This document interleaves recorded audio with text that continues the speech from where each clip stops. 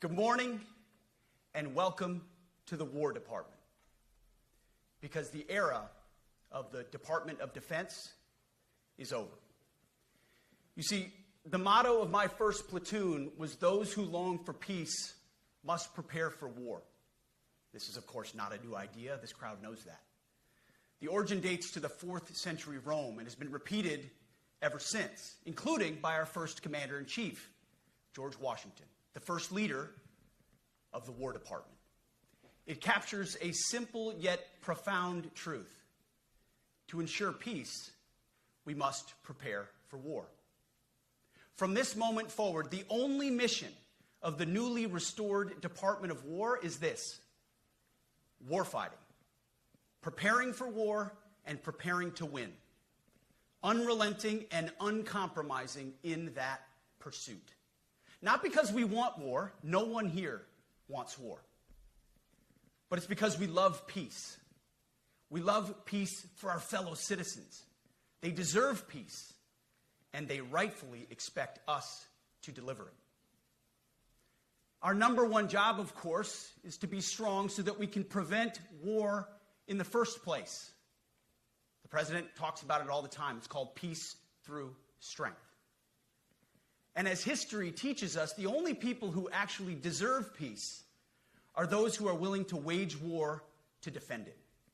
That's why pacifism is so naive and dangerous. It ignores human nature and it ignores human history. Either you protect your people and your sovereignty, or you will be subservient to something or someone. It's a truth as old as time. And since waging war is so costly in blood and treasure, we owe our republic a military that will win any war we choose, or any war that is thrust upon us. Should our enemies choose foolishly to challenge us, they will be crushed by the violence, precision, and ferocity of the War Department. In other words, to our enemies, FAFO. If necessary, our troops can translate that for you. Another way to put it is peace through strength, brought to you by the warrior ethos. And we are restoring both. As President Trump has said, and he's right, we have the strongest, most powerful, most lethal, and most prepared military on the planet. That is true, full stop. Nobody can touch us. It's not even close. This is true largely because of the historic investments that he made in his first term, and we will continue in this term. But it's also true because of the leaders in this room and the incredible troops that you all lead. But the world, and as the chairman mentioned, our enemies get a vote. You feel it, I feel it. This is a moment of urgency, mounting urgency. Enemies gather, threats grow. There is no time for games. We must be prepared. If we're going to prevent and avoid war, we must prepare now. We are the strength part of peace through strength. And either we're ready to win or we are not. You see, this urgent moment, of course, requires more troops, more munitions, more drones, more Patriots, more submarines, more B-21 bombers. It requires more innovation, more AI in everything and ahead of the curve. More cyber effects, more counter-UAS, more space, more speed. America is the strongest, but we need to get stronger and quickly. The time is now, and the cause is urgent. The moment requires restoring and refocusing our defense industrial base, our shipbuilding industry, and onshoring all critical components. It requires, as President Trump has done, getting our allies and partners to step up and share the burden. America cannot do everything. The free world requires allies with real hard power, real military leadership, and real military capabilities. The War Department is tackling and prioritizing all of these things. And I'll be giving a speech next month that will showcase the speed, innovation, and generational acquisition reforms we are undertaking urgently. Likewise, the nature of the threats we face in our hemisphere and in deterring China is another speech for another day, coming soon. This speech today, as I drink my coffee, this speech today is about people, and it's about culture. The topic today is about the nature of ourselves. Because no plan, no program, no reform, no formation will ultimately succeed unless we have the right people and the right culture at the War Department. If I've learned one core lesson in my 8 months in this job, it's that personnel is policy. Personnel is policy. The best way to take care of troops is to give them good leaders committed to the warfighting culture of the department. Not perfect leaders, good leaders. Competent, qualified, professional, agile, aggressive, innovative, risk-taking, apolitical, faithful to their oath and to the Constitution. Eugene Sledge, in his World War II memoir, wrote, quote, "War is brutish, inglorious, and a terrible waste. Combat leaves an indelible mark on those who are forced to endure it. The only redeeming factors are my comrades' incredible bravery and their devotion to each other." In combat, there are thousands of variables, as I learned in Iraq and Afghanistan, and as so many of you did in so many more places. Leaders can only control about 3 of them. You control how well you're trained, mostly how well you're equipped, and the last variable is how well you lead. After that, you're on your own. Our warfighters are entitled to be led by the best and most capable leaders. That is who we need you all to be. Even then, in combat, even if you do everything right, you may still lose people because the enemy always gets a vote. We have a sacred duty to ensure that our warriors are led by the most capable and qualified combat leaders. This is one thing you and I can control. And we owe it to the force to deliver it. For too long, we have simply not done that. The military has been forced by foolish and reckless politicians to focus on the wrong things. In many ways, this speech is about fixing decades of decay. Some of it obvious, some of it hidden. Or as the chairman has put it, we are clearing out the debris, removing the distractions, clearing the way for leaders to be leaders. You might say we're ending the war on warriors. I heard someone wrote a book about that. For too long, we've promoted too many uniformed leaders for the wrong reasons, based on their race, based on gender quotas, based on historic so-called firsts. We've pretended that combat arms and non-combat arms are the same thing. We've weeded out so-called toxic leaders under the guise of double-blind psychology assessments, promoting risk-averse, go-along-to-get-along conformists instead. You name it, the department did it. Foolish and reckless political leaders set the wrong compass heading, and we lost our way. We became the woke department, but not anymore. Right now, I'm looking out at a sea of Americans who made a choice when they were young men and young women to do something most Americans will not, to serve something greater than yourselves, to fight for God and country, for freedom and the Constitution. You made a choice to serve when others did not, and I commend you. You are truly the best of America. But this does not mean, and this goes for all of us, that our path to this auditorium on this day was a straight line, or that the conditions of the formations we lead are where we want them to be. You love your country, and we love this uniform, which is why we must do better. We just have to be honest.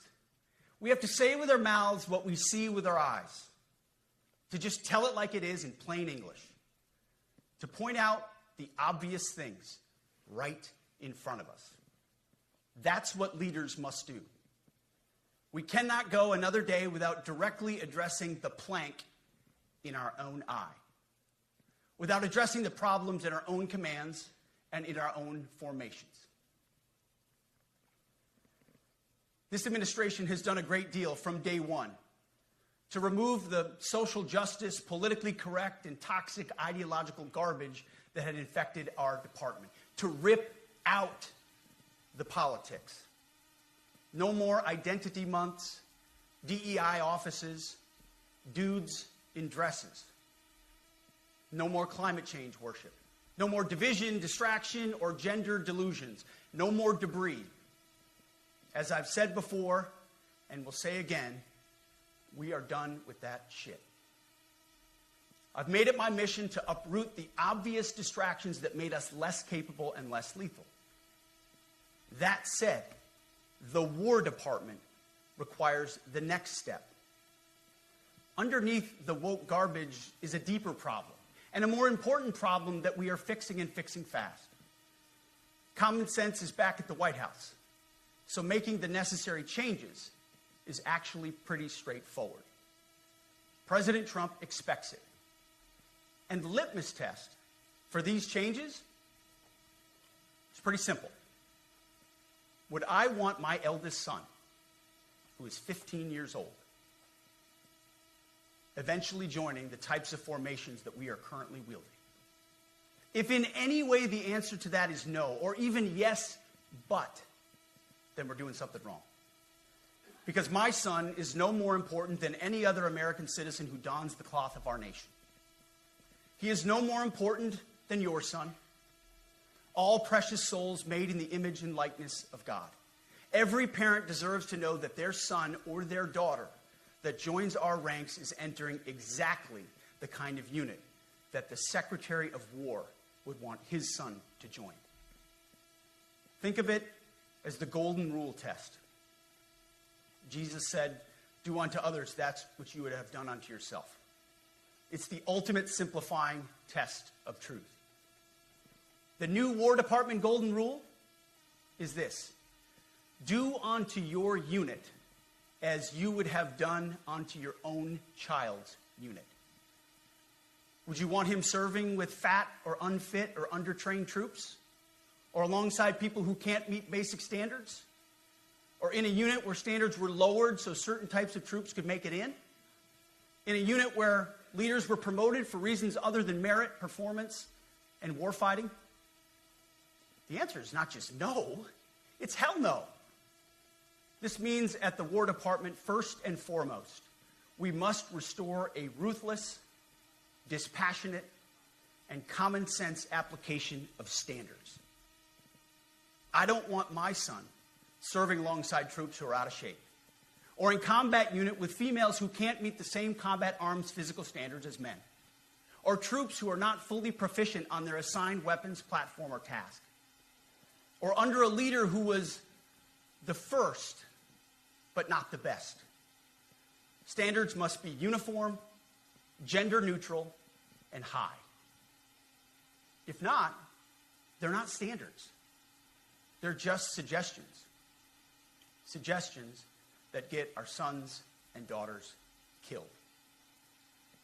When it comes to combat arms units, and there are many different stripes across our joint force, the era of politically correct, overly sensitive, don't hurt anyone's feelings leadership ends right now. At every level, either you can meet the standard, either you can do the job, either you are disciplined, fit, and trained, or you are out. And that's why today, at my direction, and this is the first of 10 Department of War directives that are arriving at your commands as we speak and in your inbox.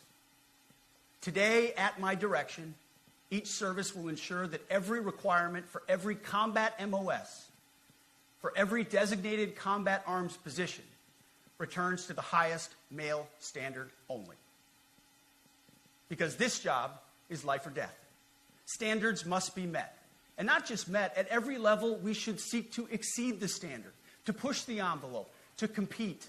It's common sense and core to who we are and what we do. It should be in our DNA. Today at my direction, we are also adding a combat field test for combat arms units that must be executable in any environment at any time and with combat equipment. These tests They'll look familiar. They'll resemble the Army Expert Physical Fitness Assessment or the Marine Corps Combat Fitness Test. I'm also directing that warfighters in combat jobs execute their service fitness test at a gender-neutral, age-normed male standard scored above 70%. It all starts with physical fitness and appearance. If the Secretary of War can do regular, hard PT, so can every member of our joint force. Frankly, it's tiring to look out at combat formations, or really any formation, and see fat troops. Likewise, it's completely unacceptable to see fat generals and admirals in the halls of the Pentagon and leading commands around the country and the world. It's a bad look. It is bad, and it's not who we are. So whether you're an airborne ranger or a chairborne ranger, a brand new private or a 4-star general, you need to meet the height and weight standards and pass your PT test. And as the chairman said, yes, there is no PT test. But today, at my direction, every member of the Joint Force at every rank is required to take a PT test twice a year, as well as meet height and weight requirements twice a year, every year of service. Also today, at my direction, every warrior across our Joint Force is required to do PT every duty day. Should be common sense. I mean, most units do that already, but we're codifying it. And we're not talking like hot yoga and stretching. Real hard PT, either as a unit or as an individual. At every level, from the Joint Chiefs to everyone in this room to the youngest private, leaders set the standard. And so many of you do this already. Active, Guard, and Reserve. This also means grooming standards. No more beards, long hair, superficial individual expression. We're going to cut our hair, shave our beards, and adhere to standards. Because it's like the broken windows theory of policing. It's like when you let the small stuff go, the big stuff eventually goes. So you have to address the small stuff. This is on duty, in the field, and in the rear. If you want a beard, you can join Special Forces. If not, then shave. We don't have a military full of Nordic pagans.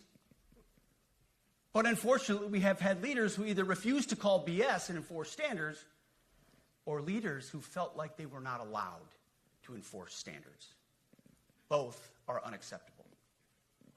And that's why today, at my direction, the era of unprofessional appearance is over. No more beardos. The era of rampant and ridiculous shaving profiles is done. Simply put, if you do not meet the male-level physical standards for combat positions, cannot pass a PT test, or don't want to shave and look professional, it's time for a new position or a new profession.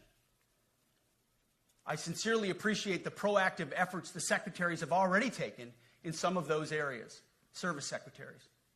And these directives are intended to simply accelerate those efforts. On the topic of standards, allow me a few words to talk about toxic leaders.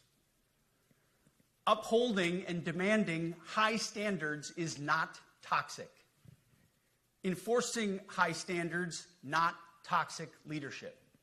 Leading warfighters toward the goals of high, gender-neutral, and uncompromising standards in order to forge a cohesive, formidable, and lethal Department of War is not toxic. It is our duty, consistent with our constitutional oath. Real toxic leadership is endangering subordinates with low standards. Real toxic leadership is promoting people based on immutable characteristics or quotas instead of based on merit. Real toxic leadership is promoting destructive ideologies that are an anathema to the Constitution and the laws of nature and nature's God, as Thomas Jefferson wrote in the Declaration of Independence. The definition of toxic has been turned upside down, and we're correcting that. That's why today, at my direction, we're undertaking a full review of the department's definitions of so-called toxic leadership, bullying, and hazing, to empower leaders to enforce standards without fear of retribution or second-guessing. Of course, you can't do like nasty bullying and hazing. We're talking about words like bullying and hazing and toxic. They've been weaponized and bastardized inside our formations, undercutting commanders and NCOs. No more. Setting, achieving, and maintaining high standards is what you all do. And if that makes me toxic, then so be it. Second, today at our direction, we're ensuring that every service, every unit, every schoolhouse, and every form of professional military education conduct an immediate review of their standards. Now, we've done this in many places already, but today it goes across the entire Department of War. Any place where tried and true physical standards were altered, especially since 2015 when combat arms standards were changed to ensure females could qualify, must be returned to their original standard. Other standards have been manipulated to hit racial quotas as well, which is just as unacceptable. This too must end. Merit only. The president talks about it all the time, merit-based. Here are two basic frameworks I urge you to pursue in this process. Standards I call, my staff's heard all about them, the 1990 test and the E6 test. The 1990s test is simple. What were the military standards in 1990? And if they have changed, tell me why. Was it a necessary change based on the evolving landscape of combat? Or was the change due to a softening, weakening, or gender-based pursuit of other priorities? 1990s seems to be as good a place to start as any. And the E6 test. Ask yourself, does what you're doing make the leadership, accountability, and lethality efforts of an E6, or frankly an O3, does it make it easier or more complicated? Does the change empower staff sergeants, petty officers, and tech sergeants to get back to basics? The answer should be a resounding yes. The E6 test, or O3 test, clarifies a lot, and it clarifies quickly. Because war does not care if you're a man or a woman. Neither does the enemy. Nor does the weight of your rucksack, the size of an artillery round, or the body weight of a casualty on the battlefield who must be carried. This, and I want to be very clear about this, this is not about preventing women from serving. We very much value the impact of female troops. Our female officers and NCOs are the absolute best in the world. But when it comes to any job that requires physical power to perform in combat, those physical standards must be high and gender neutral. If women can make it, excellent. If not, it is what it is. If that means no women qualify for some combat jobs, so be it. That is not the intent, but it could be the result, so be it. It will also mean that weak men won't qualify because we're not playing games. This is combat. This is life or death. As we all know, this is you versus an enemy hell-bent on killing you. To be an effective, lethal fighting force, you must trust that the warrior alongside you in battle is capable, truly physically capable of doing what is necessary under fire. You know this is the only standard you would want for your kids and for your grandkids. Apply the War Department Golden Rule, the 1990 test, and the E6 test, and it's really hard to go wrong. Third, we are attacking and ending the walking on eggshells and zero-defect command culture.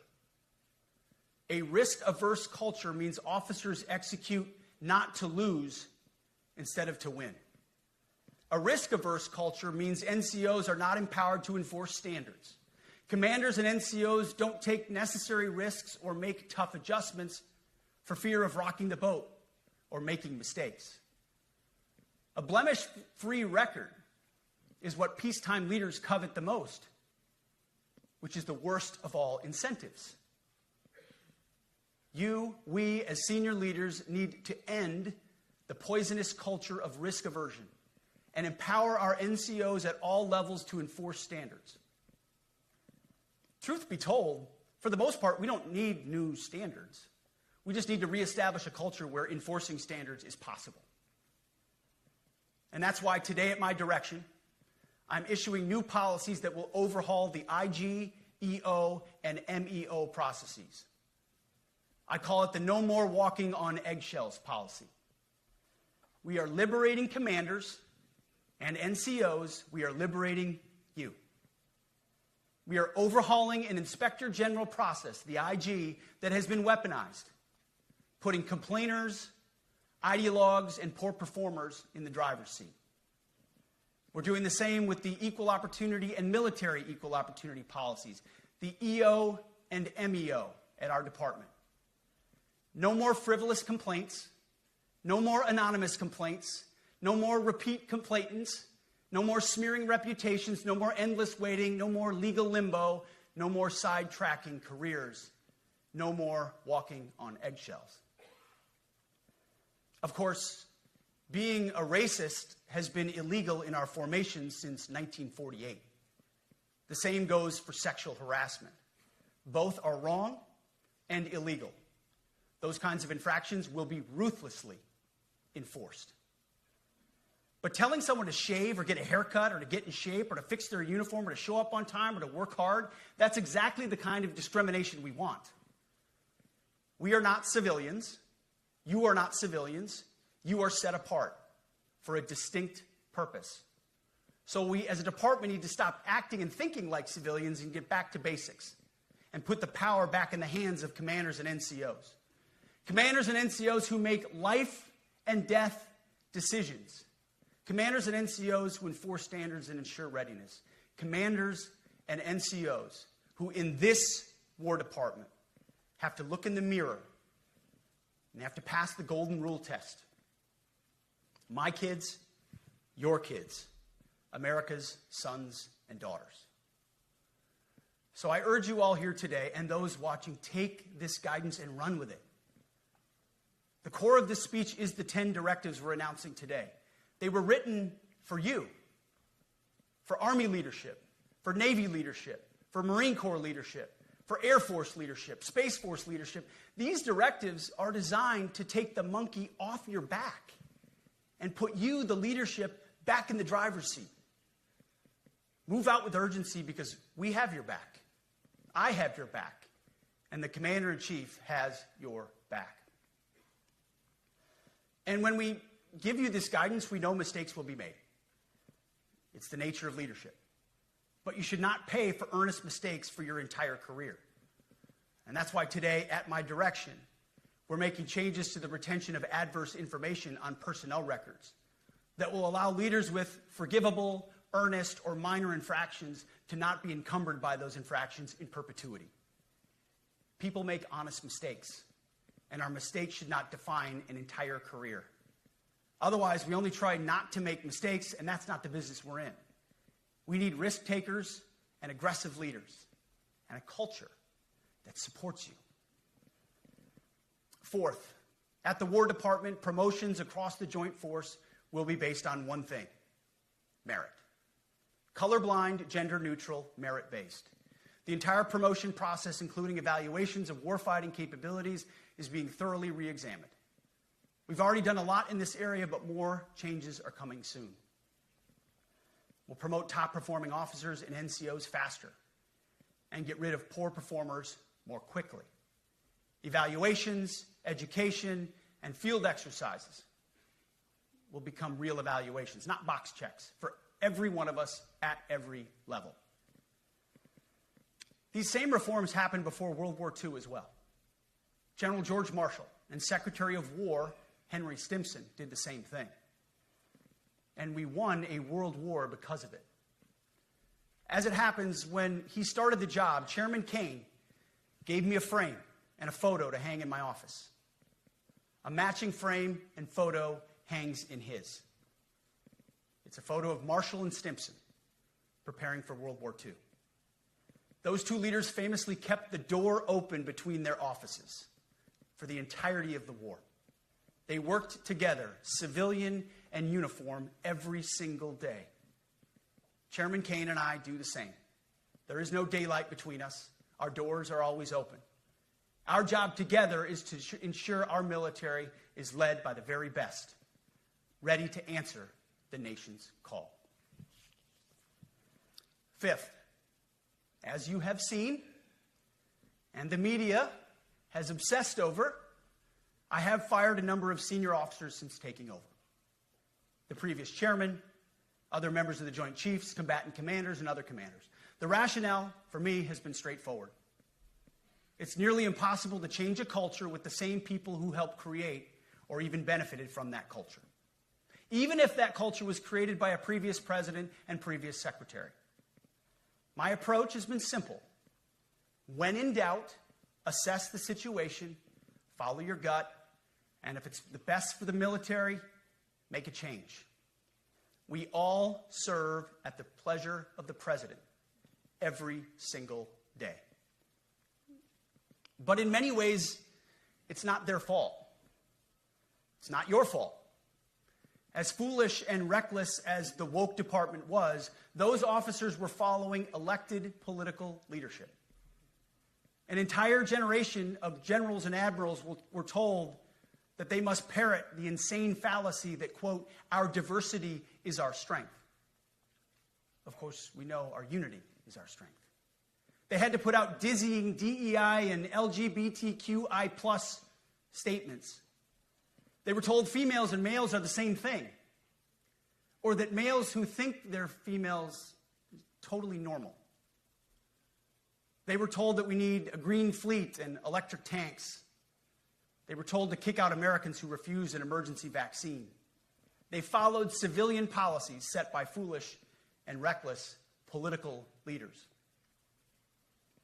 Our job, my job, has been to determine which leaders simply did what they must to answer the prerogatives of civilian leadership, and which leaders are truly invested in the woke department, and therefore incapable of embracing the War Department and executing new lawful orders. That's it. It's that simple. So for the past 8 months, we've gotten a good look under the hood of our officer corps. We've done our best to thoroughly assess the human terrain. We've had to make trade-offs and some difficult decisions. It's more of an art than a science.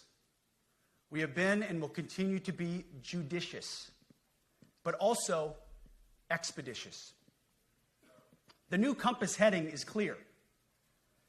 Out with the Shirellis, the Mackenzies, and the Millies, and in with the Stockdales, the Schwarzkopfs, and the Pattons. More leadership changes will be made, of that I'm certain. Not because we want to, but because we must. Once again, this is life and death. The sooner we have the right people, the sooner we can advance the right policies. Personnel is policy. But I look out at this group, and I see great Americans. Leaders who have given decades to our great republic, at great sacrifice to yourselves and to your families. But if the words I'm speaking today are making your heart sink, then you should do the honorable thing and resign. We would thank you for your service. But I suspect, I know, the overwhelming majority of you feel the opposite. These words make your hearts full. You love the War Department because you love what you do, the profession of arms. You are hereby liberated to be an apolitical, hard-charging, no-nonsense, constitutional leader that you joined the military to be. We need you locked in on the M, not the D, the E, or the I, not the DEI or the DIE of dime. By that I mean the M, military, of the instruments of national power. We have entire departments across the government dedicated to diplomatic, informational, and economic lines of effort. We do the M. Nobody else does. And our GOFOs need to master it in every domain and every scenario. No more distractions, no more political ideologies, no more debris. Now, of course, we're going to disagree at times. We would not be Americans if we didn't. Being a leader in a large organization like ours means having frank conversations and differences of opinion. You will win some arguments, and you will lose some arguments. But when civilian leaders issue lawful orders, we execute. We are professionals in the profession of arms. Our entire constitutional system is predicated upon this understanding. Now, it seems like a small thing, but it's not. This includes as well the behavior of our troops online. To that end, I want to thank and recognize the services for their new proactive social media policies. Use them.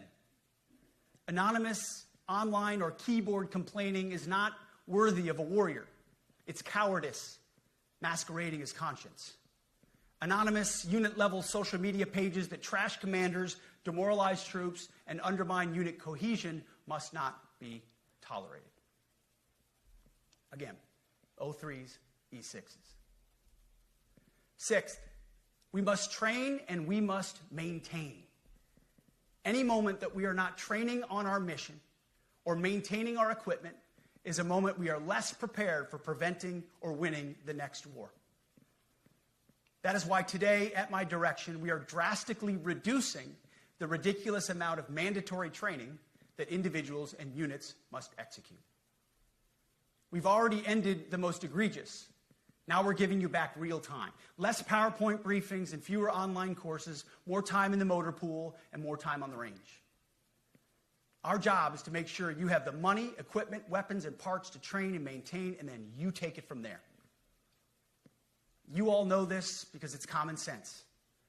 The tougher and the higher the standards in our units, the higher the retention rates in those units.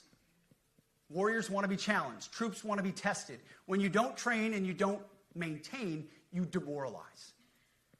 And that's when our best people decide to take their talents to the civilian world. The leaders who created the woke department have already driven out too many hard chargers. We reverse that trend right now. There is no world in which high-intensity war exists without pain, agony, and human tragedy. We are in a dangerous line of work. You are in a dangerous line of work. We may lose good people. But let no warrior cry out from the grave, "If only I had been properly trained." We will not lose warfighters because we failed to train or equip them or resource them. Shame on us if we do. Train like your warriors' lives depend on it, because they do. To that point, basic training is being restored to what it should be: scary, tough, and disciplined. We're empowering drill sergeants to instill healthy fear in new recruits, ensuring that future warfighters are forged. Yes, they can shark attack, they can toss bunks, they can swear, and yes, they can put their hands on recruits. This does not mean they can be reckless or violate the law, but they can use tried and true methods to motivate new recruits, to make them the warriors they need to be. Back to basics at basic as well. Of course, and you know this, basic training is not where mission readiness should end. The nature of the evolving threat environment demands that everyone, in every job, must be ready to join the fight if needed. A core credo of the Marine Corps is every Marine a rifleman. It means that everyone, regardless of MOS, is proficient enough to engage an enemy threat at sea, in the air, or in a so-called rear area. We need to ensure that every member of our uniformed military maintains baseline proficiency in basic combat skills, especially because the next war, like the last, will likely not have a rear area. Finally, as President Trump rightly pointed out when he changed the department name, the United States has not won a major theater war since the name was changed to the Department of Defense in 1947. One conflict stands out in stark contrast: the Gulf War. Why? Well, there's a number of reasons, but it was a limited mission with overwhelming force and a clear end state. But why did we execute and win the Gulf War the way we did in 1991? There's two overwhelming reasons. One was President Ronald Reagan's military buildup gave an overwhelming advantage. And two, military and Pentagon leadership had previous formative battlefield experiences. The men who led this department during the Gulf War were mostly combat veterans of the Vietnam War. They said never again to mission creep or nebulous end states. The same holds true today. Our civilian and military leadership is chock full of veterans from Iraq and Afghanistan. who say never again to nation building and nebulous end states. This clear-eyed view, all the way in the White House, combined with President Trump's military buildup, postures us for future victories if, and we will, and when we embrace the War Department. And we must. We are preparing every day. We have to be prepared for war, not for defense. We're training warriors, not defenders. We fight wars to win, not to defend. Defense is something you do all the time. It's inherently reactionary and can lead to overuse, overreach, and mission creep. War is something you do sparingly, on our own terms, and with clear aims. We fight to win. We unleash overwhelming and punishing violence on the enemy. We also don't fight with stupid rules of engagement.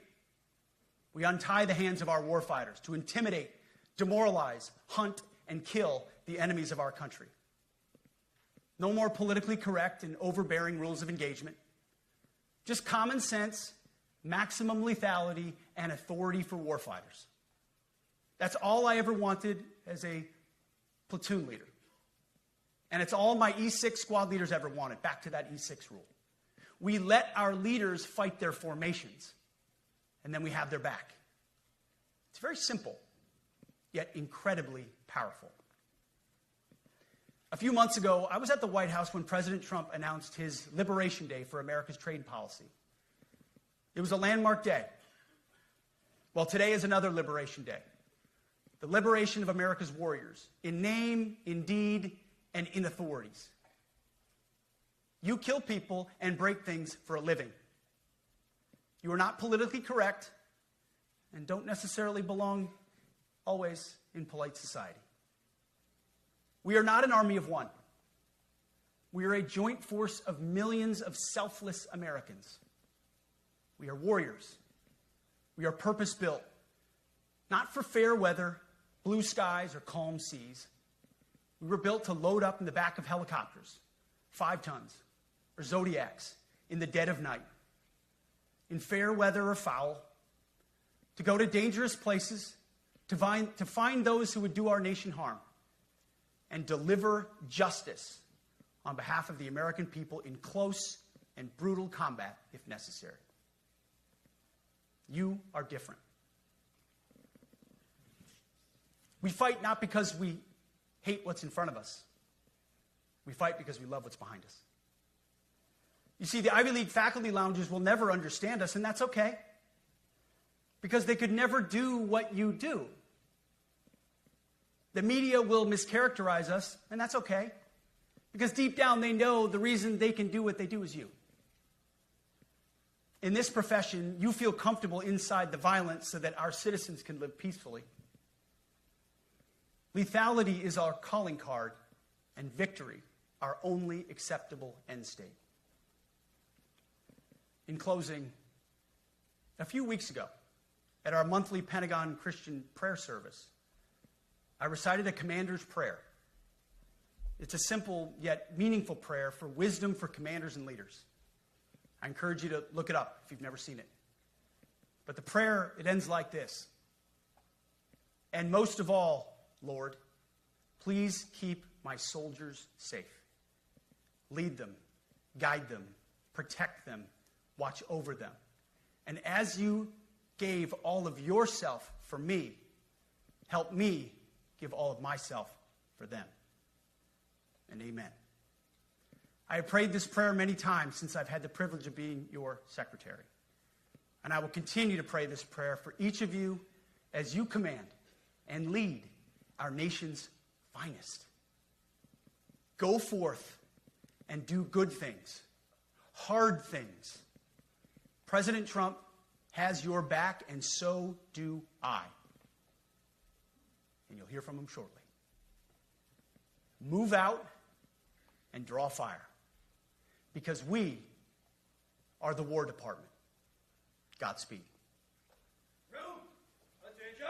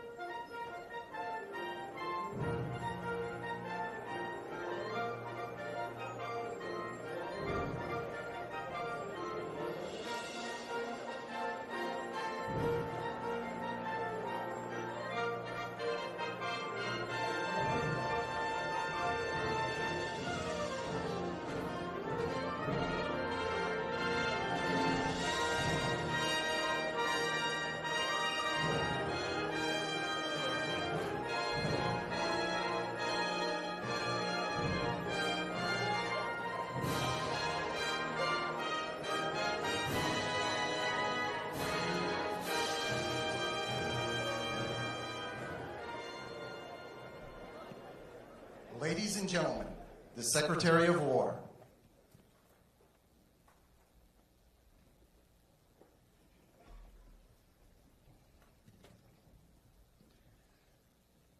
Well, you've heard from me, so now it's the main event, our Commander-in-Chief. I have the privilege every single day of watching him put America first, of ensuring that our warfighters have everything they need. His compass is clear. He's easy to follow because you know he has our back. I was thinking backstage, the man who was the Commander-in-Chief when the War Department was created was George Washington. The man who was president when the War Department was reestablished is President Trump.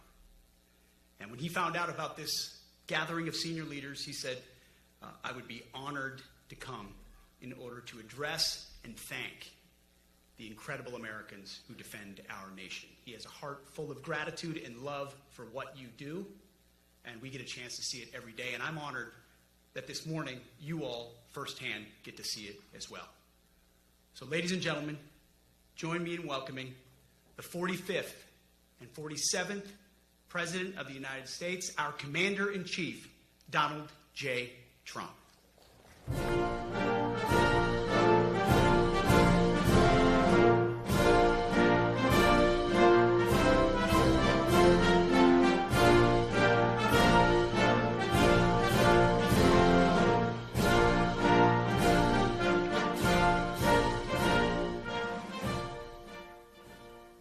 Thank you very much, Pete. Great job you're doing, too. Fantastic job. I've never walked into a room so silent before. This is very... Oh, don't laugh. You're not allowed to do that. You know what? Just have a good time. And if you want to applaud, you applaud. And if you want to do anything you want, you can do anything you want. And if you don't like what I'm saying, you can leave the room. Of course, there goes your rank. There goes your future. But you just feel nice and loose, okay? Because we're all on the same team. And I was told that, sir, you won't hear a murmur in the room. I said, we got to loosen these guys up a little bit. So you just have a good time. But I want to thank Secretary Hegseth and General Kane, General Raisin Kane for a reason, they call him that. When I heard his name, I said, you're the guy I'm looking for.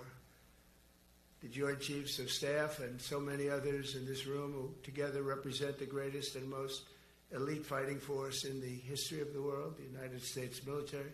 We're very proud of our military. I rebuilt the military during my first term. It's one of the greatest achievements. We had the greatest economy in history, and I built the military. Those are the two things I say more than anything else. And I also kept us safe at the borders. We had very good borders. We didn't have people coming in from jails and prisons and everything like took place over the last 4 years. They'll never forget what happened to this country over the last 4 years with the incompetence. There could be no higher honor than to serve as your Commander-in-Chief. It is a great honor. I look at you, you're just incredible people. Central casting, I might add. To each and every one of you, I thank you for your unwavering devotion to the armed forces and to the country that we've all sworn a sacred oath to defend. We all have that oath, every one of us. I'm thrilled to be here this morning to address the senior leadership of what is once again known around the world as the Department of War. I know Pete spoke about it. He gave a great speech, I thought. Great speech. I don't want him to get so good. I hate that. You know? No, I hate it. I almost fired him. I said, you can't. I don't want to go on after that. No, he gave a great speech, but he talked about Department of War. We were sitting there. I said, didn't it used to be called the Department of War? And he goes, yes, sir. They changed it like in the early 50s. So we won the First World War.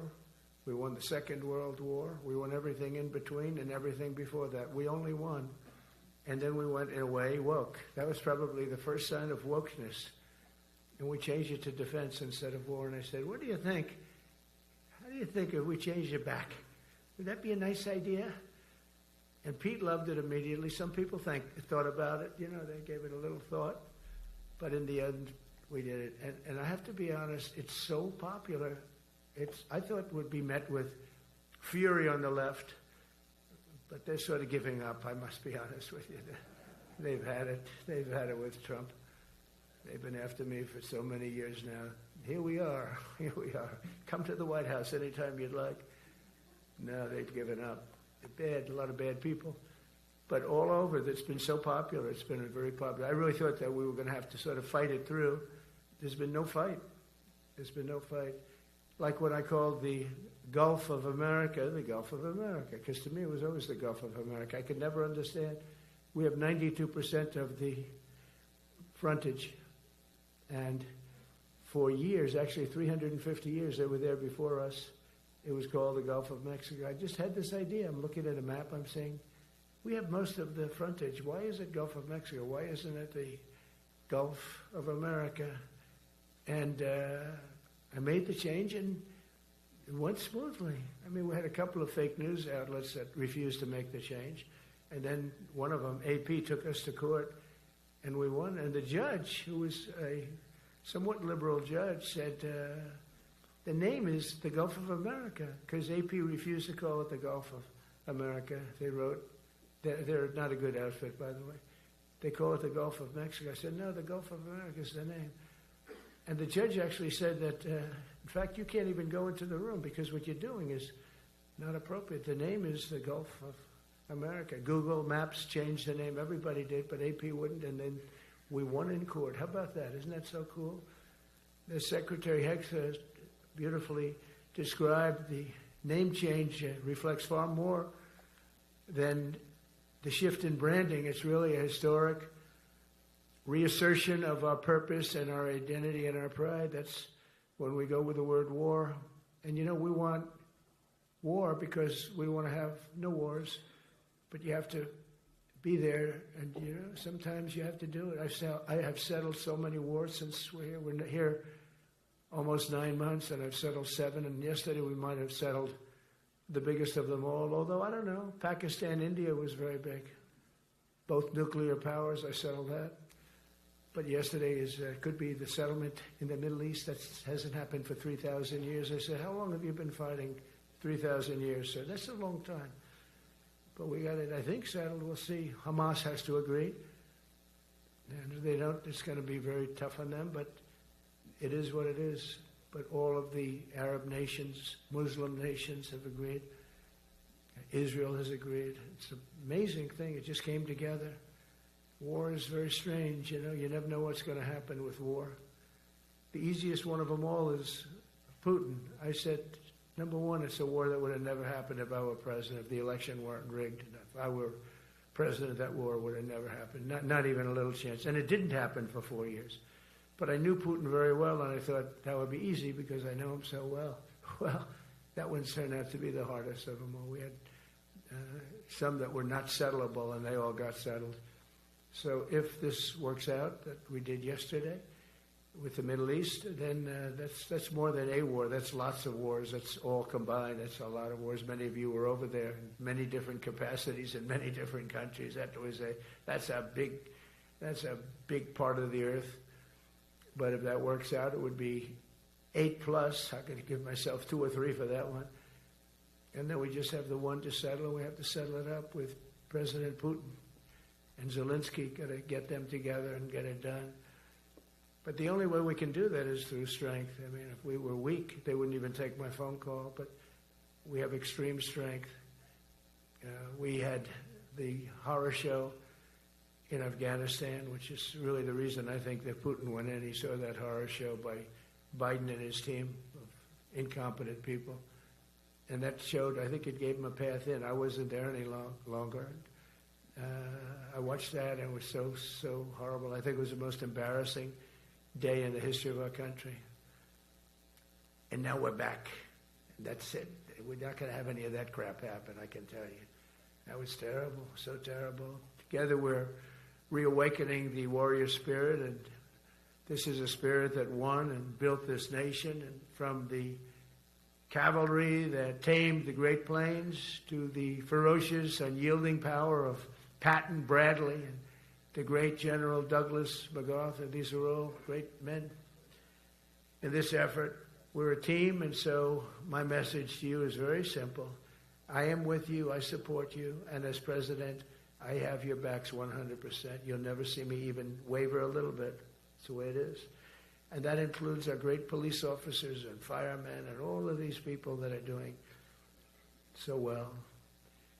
Together over the next few years, we're going to make our military stronger, tougher, faster, fiercer, and more powerful than it has ever been before. I rebuilt our nuclear, as you probably know, but we'll upgrade that also and just hope we never have to use it. We have to hope we never have to use it, because the power of that is so incredible. I see things, I don't think they'd show it to you. I really wouldn't want them to show it to you.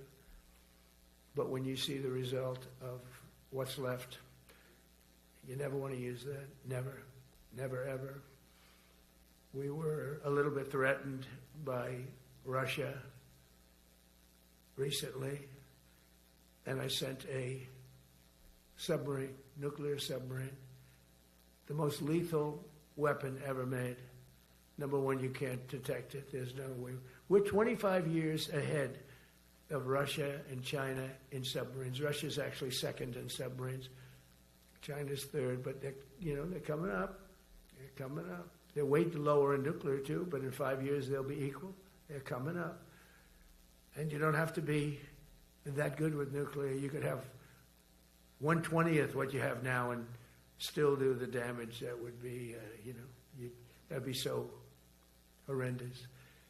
But I announced that, based on his mention of nuclear, and it was really a stupid person that works for him mentioned the word nuclear, I moved a submarine or two, I won't say about the two, over to the coast of Russia, just to be careful, because we can't let people throw around that word. I call it the N-word. There are two N-words, and you can't use either of them. Can't use either of them. And frankly, if it does get to use, we have more than anybody else. We have better, we have newer, but it's something we don't ever want to even have to think about. But when somebody mentions it, that submarine started immediately thereafter. And it's just lurking, but I'm sure we're not going to have to use it. But it's an amazing, it's undetectable, totally. Ours is, theirs isn't. Theirs are totally detectable. We can detect them easily. We go right to the spot. But we have genius apparatus that doesn't allow detection. It doesn't allow detection at all by anybody above water or below water. It's incredible. We're way ahead of everybody in that and other things. As a result of the exciting renewal of the spirit of our armed forces, and that's what it is. It's really reaching that spirit, unprecedented heights. Over the past 8 months, new enlistments, I'm so proud of this, have surged to record highs, the highest we've ever had. And we used to have recruiting shortages.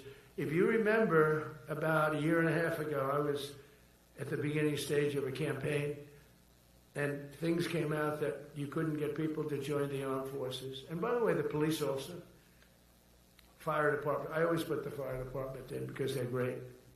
They're great. And I got 95% of their vote, too. That helps. When you get 95% of their vote, you always have to mention them. But they're great. And they're brave in our inner cities, which we're going to be talking about, because it's a big part of war now. It's a big part of war. But the firemen go up on ladders, and you have people shooting at them while they're up on ladders. I don't even know if anybody heard that. And I said, don't talk about it much, but I think you have to. Our firemen are incredible. They're up on one of these ladders that goes way up to the sky, rescuing people, and you have animals shooting at them, shooting bullets at firemen that are way up in death territory. You fall off that ladder, it's over. It's over. They don't even have to inspect you when you hit the ground. And you have people shooting bullets at them in some of these inner cities. We're not going to let that happen. So I always mention the firemen because that's actually a big problem we have. They're unbelievable. Like you, they're unbelievable people. For the first time on record in 2025, the Navy, Air Force, and Space Force all met or surpassed their recruiting goals 3 months early. That never happened before. And the Army did even better. Congratulations, Army. They met everything. And these were the highest standards because we're making it larger. So these were much higher standards than you had 4 years ago, 3 years ago, during the Sleepy Joe Biden era. And the Army did it 4 months early. And you remember, a year and a half ago, they said the big story is that we're way behind with the Army, Air Force, the Navy, the Marines. We're way behind, Coast Guard. And even Space Force. I love Space Force because that was my creation. You know, when you create something, I love it. And the people we put in there were good. I got that right. We put in great people initially, and we've really dominated. We really dominate in that sphere now. We're way behind China and Russia, and now we dominate. Space Force turned out to be a very important thing. I said from the beginning, you know, when Biden came into office, he wanted to terminate it. He said, and this thing called Space Force, so we could get rid of that. And he got hammered by the people in this room for even suggesting it, because it's very important, one of the most important. And as time goes by, it'll get more and more important. But we're now at 106% of our recruiting targets for the year, and that's the best in far more than a generation. And for the Marines, morale is so strong that the Marine Corps will meet its 2026 retention targets before the end of October, which never happens. And that's the earliest it's ever happened in the history of our country. And it makes you feel good, you know. I felt guilty. I'd go make a speech in front of never people like you. You are the leaders. But people, soldiers. And I felt embarrassed because there'd be stories about, you know, we couldn't fill up our Army, Navy, Air Force. We couldn't fill them up. And it was headlines. It was during Biden's 4 years. The auto pen. I call him the auto pen. It's, how would you like to have your thing signed by an auto pen? You know, when I have a general and I have to sign for a general because we have beautiful paper, the gorgeous paper, I said throw a little more gold on it. They deserve it. I want the A paper, not the D paper. We used to sign a piece of garbage. I said, this man's going to be a general, right? Yeah. I don't want to use this. I want to use the big, beautiful, firm paper. I want to use the real gold writing when you talk about the position, and they're beautiful. And but how would you like to have that where some kid sitting in the back office is having it signed with an auto pen? I thought about it, and I thought about you people first, admirals, generals. I said, somebody works his whole life. He gets into maybe the academies or wherever, but however you got there, and you go through years of work, and now you become an admiral or a general or whatever. And when you do, the President of the United States signs your commission, as you know, and that commission is beautifully displayed. And I sign it. Actually, I love my signature. I really do. Everyone loves my signature. But I signed it very proudly, and I always think to myself, how can you have an auto pen sign this? It's just so disrespectful. To me, it's just totally disrespectful. And it turned out that almost everything he did was signed by auto pen, except for what he gave his son, Hunter, pardon. He signed that one. And that's actually the worst signature I've ever seen. That was the pen. The auto pen looks much better.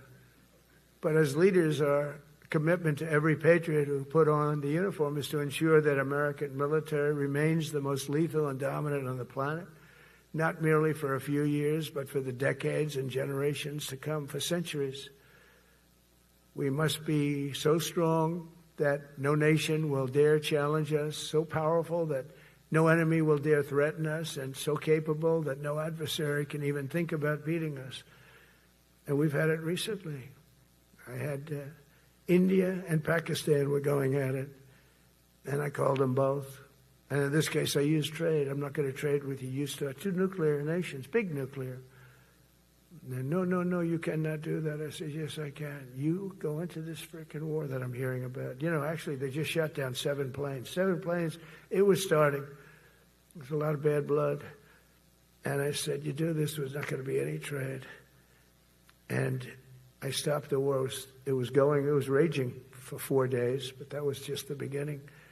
And we stopped it. It was a great thing. And the Prime Minister of Pakistan was here, along with the Field Marshal, who's a very important guy in Pakistan, and he was here 3 days ago. And I didn't even realize it as beautiful as he said it, but he said that to a group of people that were with us, 2 generals, but a group, he said, this man saved millions of lives because he saved the war from going on, and that war was going to get very bad, very, very bad. President Trump saved millions and millions of lives. That was a bad war. And I was very honored. I loved the way he said it. Susie Wiles was there. She said that was the most beautiful thing. But we saved a lot of them. Saved a lot of them. Even in Africa, we saved the Congo with Rwanda. They've been fighting for 31 years, 10 million people dead. I got that one done. And very proud of it. So if this works out, we'll have 8. 8 in 8 months. That's pretty good. Nobody's ever done that. Will you get the Nobel Prize? Absolutely not. They'll give it to some guy that didn't do a damn thing. They'll give it to a guy that wrote a book about the mind of Donald Trump and what it took to solve the wars. And he'll get the Nobel Prize will go to a writer.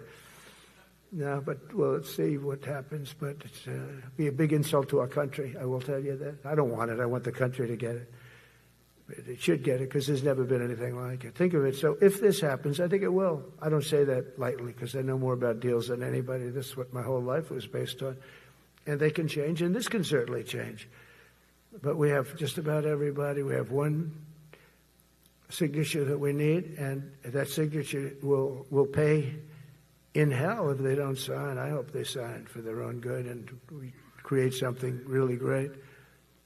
But to have done 8 of them is just like such an honor. And then we have Putin and Zelensky. The easiest one of them all. I said, that one I'll get done. I thought that was going to be first. The others were much harder, some of them. Azerbaijan this was going on for 36 years. They said, it's not solvable, sir. Don't do it. I said, I will do it. I will do it. And I got on the phone with the 2 countries. They were great. They were great. I knew immediately. I knew as soon as I started talking to them, we're going to solve that war. We did. Now they're so happy. Now they're friends. One said he's been president for 32 years, 22 years. He said, for 22 years, I did nothing but kill his people. They were in the room together at the Oval Office. And they started off spread like this. I have the beautiful Resolute desk. And one was here, and one was here. You couldn't get further away. That's the furthest I've ever seen 2 people in front of me. And as the hour went by, they got closer, closer, closer. And at the end of the hour, we had it done. And they hugged and hugged and hugged. And I said, that's so nice, and you're going to remain friends. And I spoke to them, one of them the other day. He said, no, he's now my friend. But for 22 years, he's been the head of Azerbaijan for 22 years. And the other guy, great guy too, 7. And you know that war, that was a war that was not solvable. He said for 7 years. The other one said for 22 years. All I did was kill his people. That's all I've done. I said, well, we're going to put a stop to that. So we solved that. So it's a great thing. It's a great feeling. You're saving Kosovo and Serbia. You're saving so many lives doing this if you can do it. But our people deserve nothing less than the very best. And we're never going to let them down. And if we can solve wars instead of you having to fight wars, wouldn't that be wonderful, right? Wouldn't that be wonderful? That's why one of the first executive orders I signed upon taking office was to restore the principle of merit. That's the most important word. Other than the word tariff. I love tariffs. Most beautiful word. But I'm not allowed to say that anymore. I said tariff is my favorite word. I love the word tariff. We're becoming rich as hell. We have a big case in front of the Supreme Court, but I can't imagine. Because this is what other nations have done to us. And we have, great legal grounds. Oh, but you still have a case. It would be very bad if something happened. But I said, my favorite word in the English dictionary is the word tariff. And people thought that was strange. And the fake news came over and they really hit me hard on it. They said, what about love? What about religion? What about God? What about wife, family? I got killed when I said tariff is my favorite word. So I changed it. It's now my 5th favorite word. And I'm okay with that. I'm okay with that. But they hit me hard. But it is. I mean, when you look at, we've taken in trillions of dollars. We're rich again. And there'll never be, when we finish this out, there'll never be any wealth like what we have. Other countries were taking advantage of us for years and years. You know that better than anybody. And now we're treating them fairly. But the money coming in is, we've never seen anything like it. The other day they had $31 billion that they found, $31 billion. So we found $31 billion and we're not sure from where it came. A gentleman came in, a financial guy. I said, well, what does that mean? He said, we don't know where it came. I said, check the tariff shelf. No, sir, the tariffs haven't started in that sector yet. I said, yes, they have. They started 7 weeks ago. Check it. Comes back 20 minutes later. Sir, you're right. It came from tariffs. $31 billion. That's enough to buy a lot of battleships, Admiral, to use an old term. I think we should maybe start thinking about battleships, by the way. You know, we have a Secretary of the Navy came to me because I look at the Iowa out in California and I look at different ships, the old pictures. I used to watch Victory at Sea. I love Victory at Sea. Look at these admirals. It's got to be your all-time in black and white.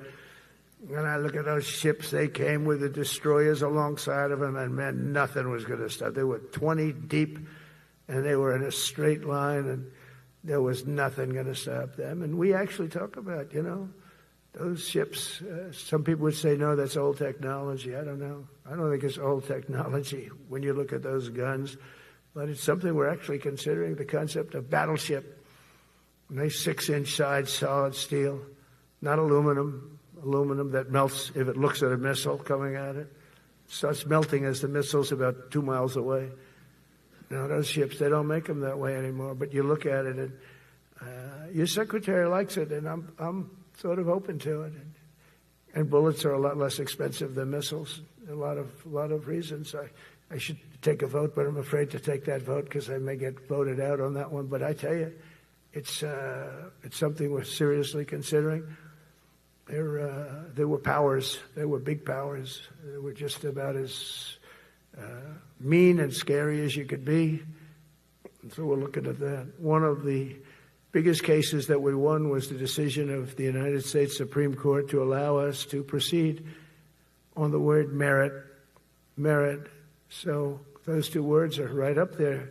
So this is, I would say, the opposite if you ask for a definition. The opposite of political correctness. We went through political correct where you had to have people that were totally unfit to be doing what you're doing for many reasons. I won't get into them. But for many reasons, they were unfit. Now, it's all based on merit. That was such an unbelievable decision. I didn't expect we were going to win that one. We went in. We said we needed it. We went in for colleges, you know, where kids with a C average are getting into the best colleges, and the kids with A averages won't get in. And kids with the highest boards and the highest marks or the best marks couldn't get into the best schools. And people that had not good boards and not very good marks, I mean, okay, but nothing special, they were getting into our best colleges. I said, this is just crazy. You can't run a country like this. And it was lingering for years, and it got to the Supreme Court, and we won that decision. Merit. Everything's based on merit. You're all based on merit. We're not going to have somebody taking your place for political reasons because they are politically correct, and you're not. We take the people that are going to do the best job. That's all. It's very simple. And that's the way our country was built. We were built on merit. We got away from it for a long time. And everyone understands it. And it was done. It was approved. I give great credit to the Supreme Court because I thought they had tremendous courage. I didn't think they'd do that. That was tremendous. I give them maybe for that decision almost more than anything because it's a hard decision to make. It's really hard. The apparatus of our country was not set up for merit. It was set up for political correctness. And you can never be great if you're going to do that. And we're going to be greater than we ever were before. We're bringing back a focus on fitness, ability, character, and strength. And It's because the purposes of American military is not to protect anyone's feelings. It's to protect our republic, and it's the republic that we dearly love. It's to protect our country. We will not be politically correct when it comes to defending American freedom, and we will be a fighting and winning machine. We want to fight, we want to win, and we want to fight as little as possible. You have to count on people like me to keep you out of wars, because we don't want to go into wars. Many of the wars that I just told you about, we could have entered those wars and settled them in a different way, lose a lot of our troops. And we could have settled them, I guess, differently. Maybe not, actually. Actually, you might not have been able to settle them. We just would have been in the middle of a lot of firepower. But when we do need it, you're going to be so ready. And you know it. But very importantly, with that goal in mind, I've committed to spending over $1 trillion on our military in 2026, and that's the most in the history of our country. $1 trillion. That's a lot of money. I hope you like that. Ma'ams and sirs, I hope you like it. That's a hell of a lot of money. We have the best of everything. Every branch is seeing major investments, and as I announced in the Oval Office in March, we are rapidly moving forward with the first ever 6th generation fighter jet. I didn't name it. I did not name it. Boeing came in and they said, "Sir, this is our submittal. It's the greatest fighting jet ever done." And, you know, they're testing all these planes. All the companies are testing, and this one tested like through the roof. And they said, "We'd like to name it the F-47. I said, "All right, let me think about it." Then after thinking for about 2 seconds, I said, "Okay." You know what that means, 47. I'm 47. So I'm 45, 46, and 47, you know, if you think about it. I just don't want the credit for 46. I don't want to have their open borders and people coming in from all over the world, including jails and mental institutes. I don't want that on my record, but I like having it.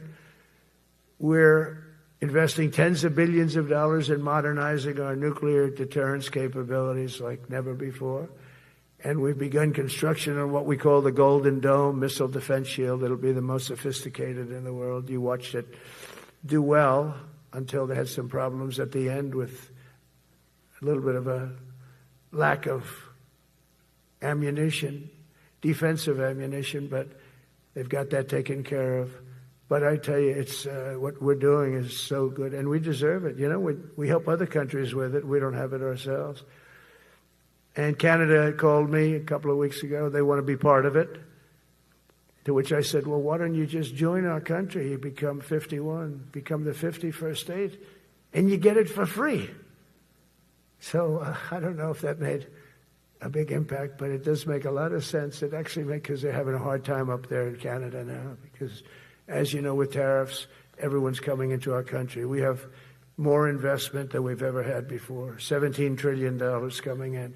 As an example, in 4 years, Biden didn't have $1 trillion. We have $17 trillion more than that in 8 months coming in. And they're coming in from Canada, Mexico, from Europe, from all over. AI, auto plants. Everybody's coming back to the United States. Under my budget, we will be expanding the U.S. Navy by at least 19 ships next year, including submarines, destroyers, assault ships, and more.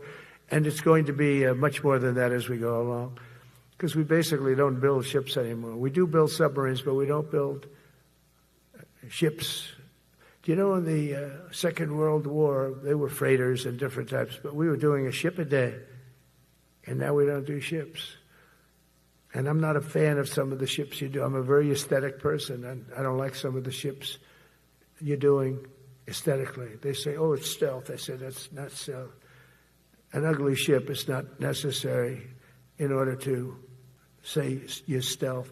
By the way, the B-2 bombers were incredible. That is stealth. They went into that. I was with General Kane and Pete were we call it the war room, but we're watching them go in, and they were totally untouched. They were not seen. They were literally not seen. They dropped their bombs. They hit every single one of them, hit its target. It was total obliteration. CNN, when we came back, fake news CNN, oh, their camera just went off.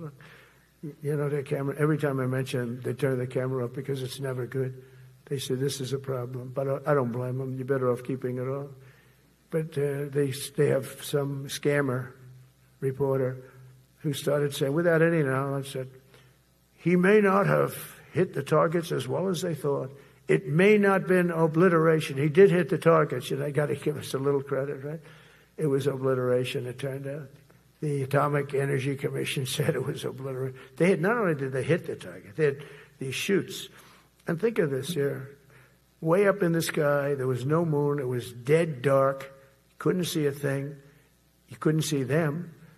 But they had, I guess, a beam going right into these chutes. Every single one of those bombs went right down those chutes into a granite mountain. I think it's the last time they're going to build air chutes. They had these air chutes that were nice, beautiful. They were meant for us. But it was total obliteration. And now they give us credit for that. But these people were phenomenal. I tell you, for the Air Force people here, you can be very proud. That B-2, we just ordered a lot of new ones and updated ones, but I'd take the other ones. Let me tell you, they couldn't have worked any better. So they flew for 37 hours total, back and forth, no stops, no nothing. We had 52 tankers loading them up, and that's a job I wouldn't necessarily want too much, flying a tanker loaded up with hundreds of thousands of gallons of fuel. I don't know if I'd do that job. I asked the question, what happens if it gets hit? Sir, you don't want to know about that, right? I don't want to know about that. But those guys, they just hear us. They're incredible. I had them all to the Oval Office. We had the B-2 pilots and a lot of the people, even the people that took care of them, the maintenance people, just as important. We had them all to the White House, gave them a big party on the lawn, brought some of them into the Oval Office. But on top of all this, we'll deliver a hard-earned pay raise of 3.8% to every soldier, sailor, airman, Coast Guardsman, Space Guardman, and Marine, something you weren't getting from the past administration. They did not treat you with respect. They're Democrats. They never do. Not only are we rebuilding our great strength, but for the first time in years, my administration is actually using that strength to defend the core and vital interests of America. And very simply, we are putting America first. And I have since I've been elected. I've always put America first. It's sort of simple, you know, when you think. My campaign was run on common sense, and we did great. We got the highest numbers ever received in terms of districts. You know, they have it broken up, 2,500 versus 525. We won every swing state. We won the popular vote. We won everything. We won everything. You have to take a look at the map. It's almost entirely red, except there's a little blue line on each coast, and I think that's going to disappear too. We did really great, and part of it is because of our success with the military, the rebuilding of the military, the vote that I got from the military, and they're vicious people, you know, that we have to fight, just like you have to fight vicious people. Mine are a different kind of vicious, but they spread all these horrible, you know, they made up statements and said what I said about everything, but even about the military. But fortunately, the military didn't believe it. It's hard. You know, they make up a statement and they said, you say it. We had 25 people that said he never said that. 25. We had 25 affidavits. And they said, well, we're going with it anyway. You know, these sleazebags. And that's why the press is really losing all power, because people aren't believing it. We need an honest press. We need borders. We need borders. We need an honest press. We need fair elections. I mean, those three things. And we don't have an honest press. We have a really corrupt press. But we fight through the corrupt press. And the people understand you have to do this stuff a lot. You have to go on television a lot, because you can't get a fair shake if you're going to rely on somebody else. They don't understand. They've destroyed the image of media. Now is at the lowest point it's ever been. It's lower than Congress. Can you believe that? It's something. But together with many of you in the room, we've brought back the fundamental principle that defending the homeland is the military's first and most important priority. That's what it is. Only in recent decades did politicians somehow come to believe that our job is to police the far reaches of Kenya and Somalia, while America is under invasion from within. We're under invasion from within. No different than a foreign enemy but more difficult in many ways because they don't wear uniforms. At least when they're wearing a uniform, you can take them out. These people don't have uniforms. But we are under invasion from within. We're stopping it very quickly. After spending trillions of dollars defending the borders of foreign countries, with your help, we're defending the borders of our country from now on. We're not going to let this happen. Biden let people come in from prisons, mental institutions, drug dealers, murderers.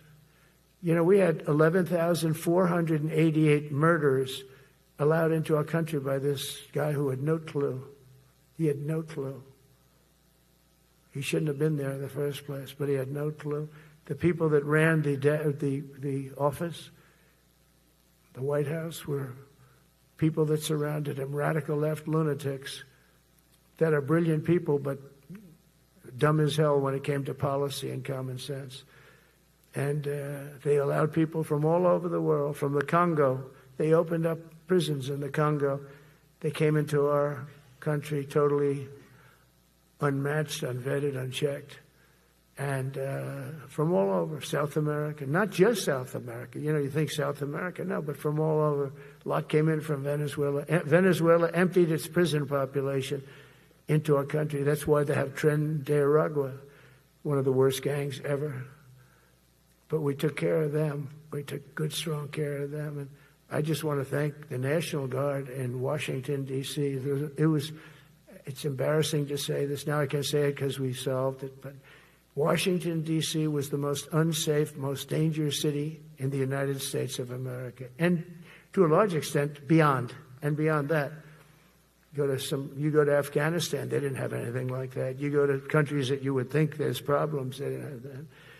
And now Washington, D.C., after 12 days of serious, serious intensity, we took out 1,700 career criminals. If you have 5 career criminals, they can make your numbers look very bad because they'll commit many crimes a day. But we took out 1,700, and they took them out. There was no doubt who the boss was. They did an unbelievable job. Then they started even cleaning. I said, I don't want them doing that. Sir, they were cleaning it up. I drove through it 2 days ago. It was beautiful. People are walking down the street holding hands, man and wife, coming from Iowa. They're not worried about being shot. Washington, D.C. is now a safe city. In fact, I went out to dinner with my crew. I haven't done that. In theory, I wouldn't do it. And I felt totally safe. And nobody's been attacked. Nobody's been hurt. Washington, D.C. went from our most unsafe city to just about our safest city in a period of a month. We had it under control in 12 days, but give us another 15, 16 days. It's perfect. And people other than politicians that look bad, they think, the Democrats run most of the cities that are in bad shape. We have many cities in great shape too, by the way. I want you to know that. But it seems that the ones that are run by the radical left Democrats, what they've done to San Francisco, Chicago, New York, Los Angeles, they're very unsafe places. And we're going to straighten them out one by one. And this is going to be a major part for some of the people in this room. That's a war, too. It's a war from within. Controlling the physical territory of our border is essential to national security. We can't let these people in. We had no people enter in the last 4 months. 0. Even I can't believe that. We had millions coming in, pouring in. 25 million all told. And of those 25 million, many of them should never be in our country. They would take their worst people and their people from prisons and jail, and they'd put them in a caravan, and they'd walk up. CNN was interviewing one person. Oh, why are you coming? I want freedom. Good. Were you in jail? Yes. For what? Murder. He said, you're in for... You had to see this anchor, a young woman. She's like, I couldn't believe. She'll probably lose her job. But because the left doesn't want to hear that. But we're running it based on common sense and based on love of our country. But I want to salute every service member who has helped us carry out this critical mission. It's really a very important mission. And I told Pete, we should use some of these dangerous cities as training grounds for our military, National Guard, but military. Because we're going into Chicago very soon. That's a big city with an incompetent governor, stupid governor, stupid. They threw him out of his family business. He was so stupid. I know the family. He becomes governor. He's got money. Not money that he made, but he ran for governor, he won, and now he criticizes us all the time. And last week they had 11 people murdered, 44 people shot. The week before that they had 5 people murdered, 28 people shot. Every weekend they lose 5, 6. If they lose 5, they're considering it a great week. They shouldn't lose any. You shouldn't lose any. This is civilization. And he's always up there saying, we're in very good shape. We don't need the military. No, they need the military desperately. How about Portland? Portland, Oregon, where it looks like a war zone. And I get a call from the liberal governor. Sir, please don't come in. We don't need you. I said, well, unless they're playing false tapes, this looked like World War II. Your place is burning down. I mean, you must be kidding. Sir, we have it under control. I said, you don't have it under control, Governor, but I'll check it, and I'll call you back. I called her back. I said, this place is a nightmare. It's certainly not the biggest, but it's one of the worst. It's brutal. They go after our ICE people, who are great patriots and tough job too, but they love it. They love it because they're cleaning up our country. And so you look at some of the things where they took over parts of Seattle. They actually took over a big percentage of Seattle. Think of that. You remember that. That was a while ago. And I sent in the troops, and they were gone. As soon as I sent them in, when we send in the troops, if you have a real leader that says you got to do what you have to do, I put that out the other day. You got to do what you got to do because we don't want our people hurt as they stand by. I was watching during Biden, there were troops standing up like this, brave, standing up at attention, the way I should stand all the time. And I'm like this, and people are standing, and their mouth is this far away from their mouth, and they're spitting at them, and they're screaming at them. And that soldier's standing there, he wants to knock the hell out of the person, but he's not allowed to do anything. So they just stand there, and they get abused, and a woman was this far away from his face, and she starts spitting in his face, and he's not allowed to do anything.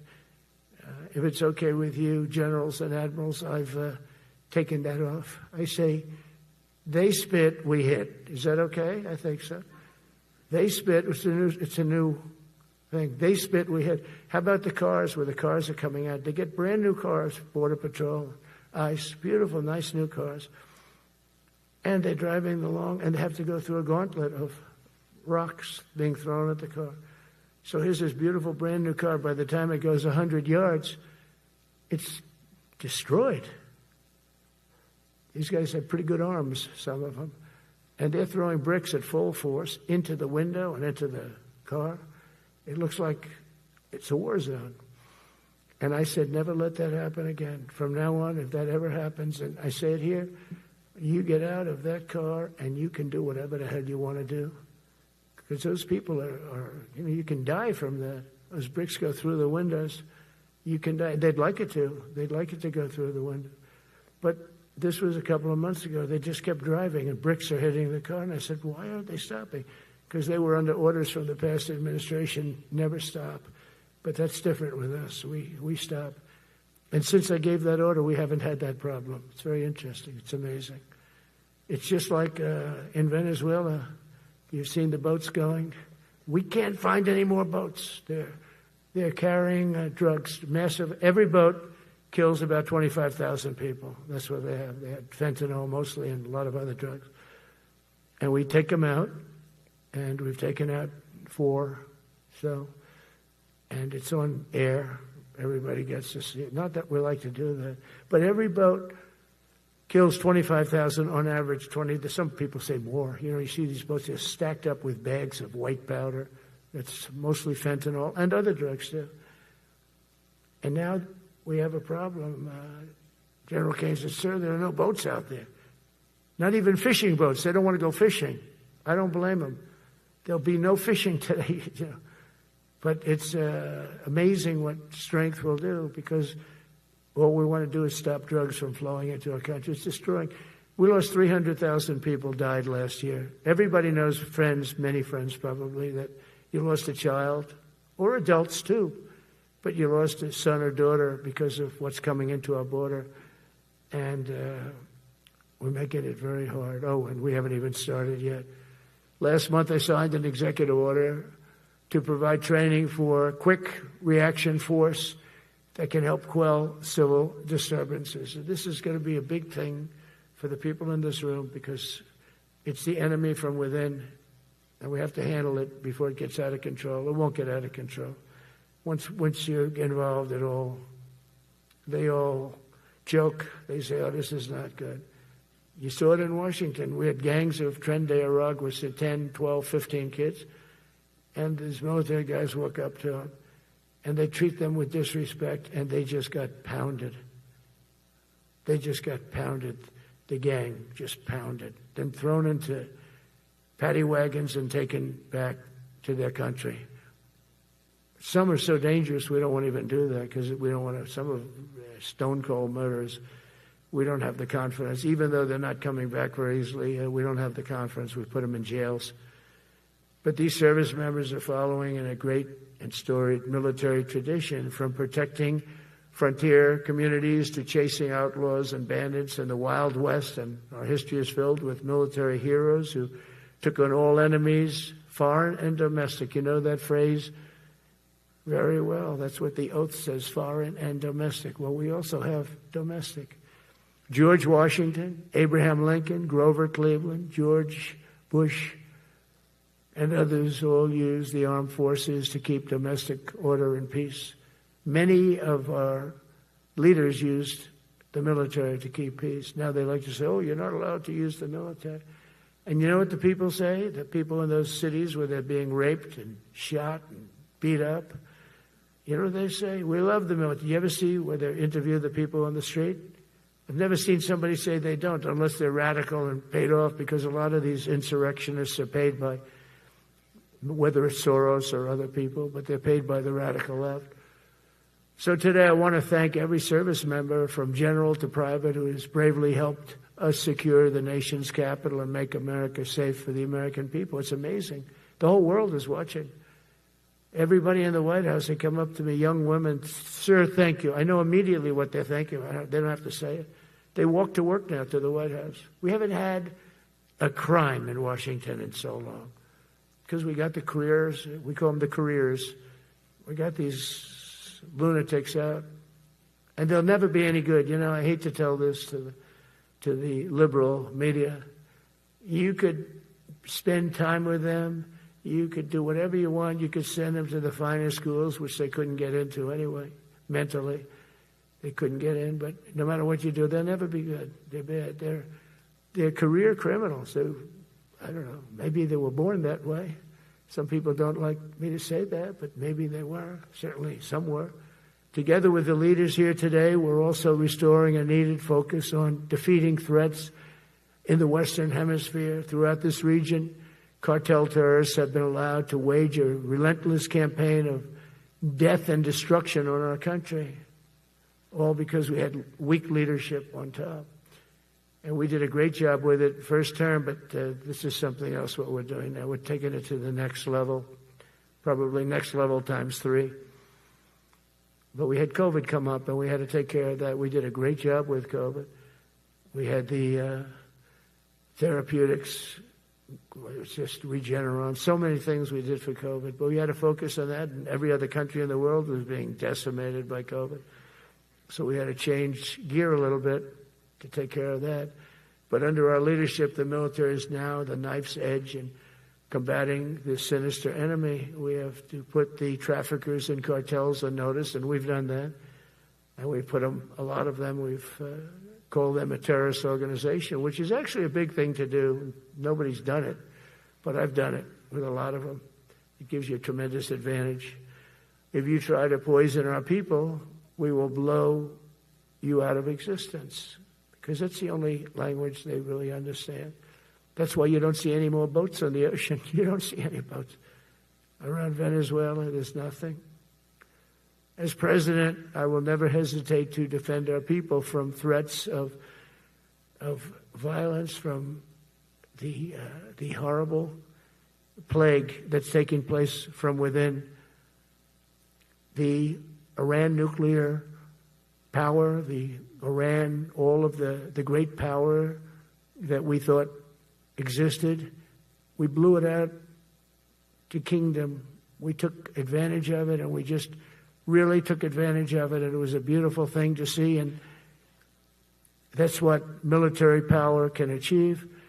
That's why I chose Raising Cane. He's fantastic, by the way. I hope you all agree. If anybody disagrees, could I please have your hand? Who disappears that Raising Cane is no good? Just raise your hand. I don't see any hands raised. All right.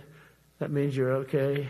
That means that he's okay now, but I saw his results. You know, he took out ISIS. I was told it was going to take 4 years. It took 4 weeks. I went to see him, and he took him out in 4 weeks, knocked him out, knocked him to hell. And I was told by military people it was going to take 4 to 5 years to do it. And I don't even know if we'll have it then, sir. These were the Washington generals. I call them the television generals.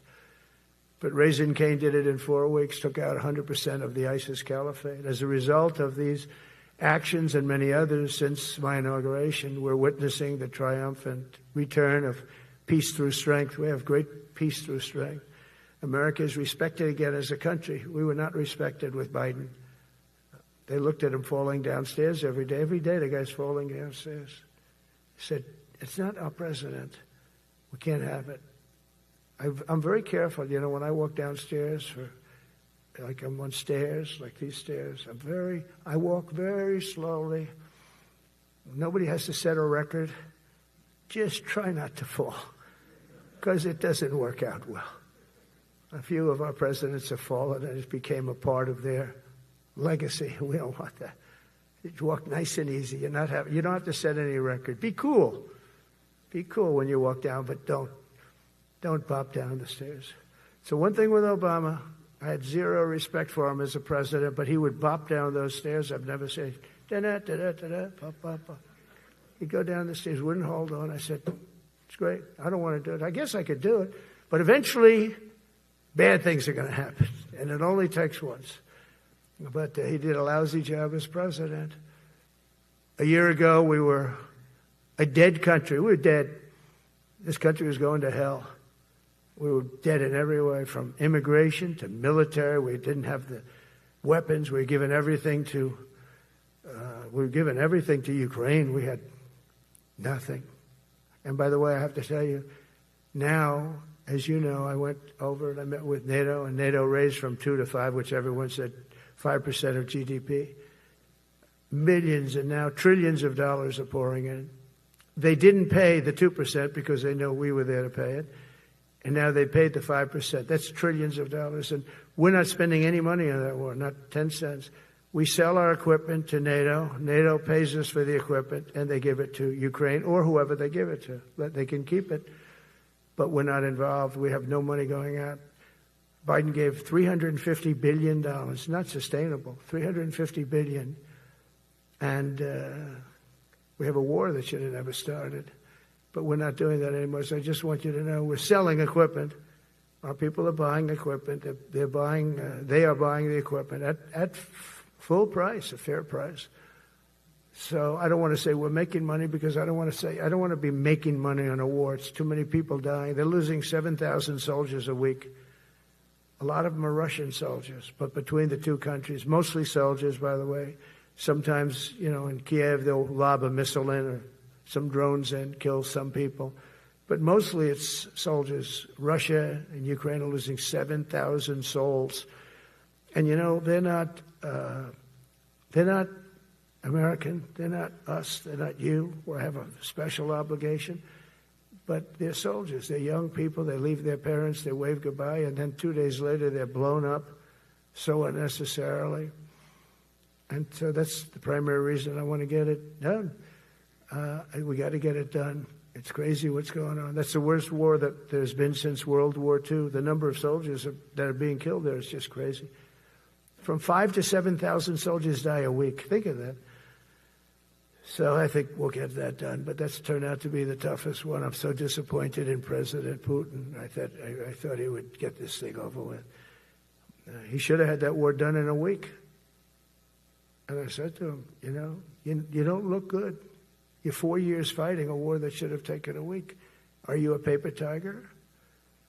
And it's a shame, but I think eventually we'll get that one done, just like in theory, I want to knock on wood, because you never know. It's like we're going to have the Middle East done, which is actually a much harder thing to do. I mean, thousands of years. But we have to get that war done. So now just think of it, we're a dead country. I was with the King of Saudi Arabia, a great guy. I was with the Emir of Qatar.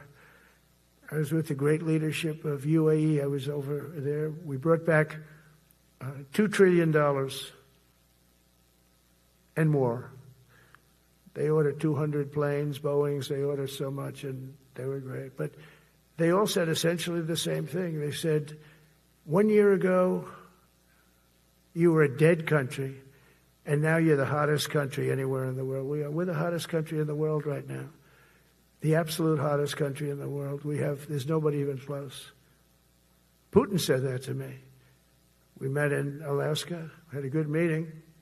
Then he went back and started sending drones into Kiev. I said, I thought we had a good meeting. But it's one of those things. But we were a dead country a year ago, and now we're the hottest country anywhere in the world. Think of that. You can be proud of that. And you must have felt like hell when you have a wife or a husband at home, and you used to read the numbers that we can't get people to join the Army, Navy, Air Force, Marines, Coast Guard. You must have felt like, I have a job that nobody wants. That doesn't feel good. Well, now you have a job that is brimming over with people wanting it. They want it. And you're able to get a much higher quality because now you have your choice. You want so many. And we're going to have many, many people that aren't going to be able to join because of the fact that we don't need them at this moment. But think of it, what a difference that is from, I could just imagine 2 years ago, you're reading front page articles in the New York Times, of course, and Wall Street Journal. They always give us unfair stories. But they played it so big. They were playing it so big. Nobody wants to join the Army, the Marines, the Air Force. They don't want to join. They don't want to join the Coast Guard at all. Nobody wants to join. Nobody wants to join our police forces. Our police forces also. It almost went hand in hand. And I used to say, boy, I'm speaking in front of the military today, and it's embarrassing because I'm speaking in front of people who have a job that other people don't want, but now you have a job that everybody wants. So I think that has to make you feel good. It's one of the reasons I love being here today, because I wanted to say that. I have to say that everybody wants to be in the Army, the Navy, the Air Force, the Marines. If you think the Coast Guard and Space Force, our beautiful Space Force, it's a whole different world. And now they're signing up, by the way, seriously big numbers for the police. Dangerous job, isn't it? Huh? Fire department. But that's the paving the way for progress once thought almost impossible. I mean, a year ago, you wouldn't have thought that was possible. A year ago, they were talking about making the military smaller because they can't get the people to join. We're thinking about making it larger because we have so many people. And it's nice to be able to cut people because of merit that aren't really qualified for any reason, a physical reason, a mental reason. You don't have to take them anymore because you have the pick of the litter, and they all want to be with you. They all want your job. They want to be with you. They want to work with you. They'll even take your job, Got to be a little bit sharp. You got to watch it. But everybody wants to be doing what you're doing now. What a difference when I speak to you, and I can say that as opposed to a couple of years ago when I was talking to rooms where they were desperate to get people and they couldn't get them. What a difference a presidential election can make. That's all it is. It's just a presidential election.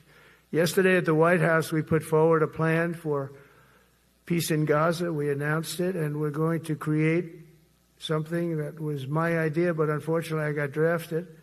It's going to be called the Board of Peace, and it's going to reign over that territory, and we're going to get that done. And they asked if I'd be the chairman of the Board of Peace. I wasn't counting on that. I had the idea for the Board of Peace. But I said yes, and I guess because of that, every leader, everybody wants to be on the board of peace. And we're going to watch over that very volatile part of the world and keep it non-volatile so you don't have to get involved. We want to save you for other things or save you for nothing from that standpoint. We don't want you fighting wars, but if you have to, you're the most lethal fighting force in the world. And I would say that even 2-3 years ago, but now I say it with great enthusiasm. It's so true. And we're striving tirelessly to end the terrible war in Ukraine. And as you know, we're also working hard to get the allies to share more of the burden of our defense. Much of that has really already taken place. But all NATO members have committed to the increase that I talked about. Think of that. That was unthinkable. It used to be 1%, then we got it up to 2% in my last term. And they did not like it. And now I got it to 5%, and I get along great with all of them. In fact, they call me the president of NATO. I said, I don't think so. But they're great. They're great people, and they're spending a lot of money, and a lot of money that they should have been spending in the past. But I think Putin was a wake-up call for them, really. We're now selling large quantities of American-made weapons to NATO, and we're getting really fair pricing. We're making a lot of money. It's my hope that from Europe to Asia to the Middle East, our allies will make similar commitments to increase their military capabilities. And this will greatly strengthen our alliances, and also it will make war far less likely. You know, if you're a strong presence like we are such a strong presence now. And I go around bragging about that. I said, we have the strongest military anywhere in the world. I say it. You never heard Biden say that. Never heard him say anything. But you never heard him say, did you ever hear him say, we have the strongest military? He doesn't say that. I say it. We have the strongest military anywhere in the world. We have great leadership. And I'll tell you, Pete and General Kane, all of the people that I've met that have been lifted up in rank. And we got many of them out of here, too. I'll be honest with you.